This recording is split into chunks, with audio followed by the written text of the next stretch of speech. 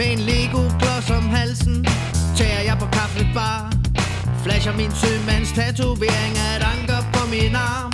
Jeg har en masterkandidat i noget, der lyder unikt.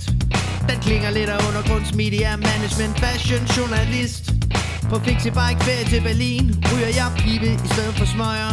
Og når remoulade danskeren drejer til venstre, drejer jeg til højre. For jeg deal with it, sir. Har du et problem?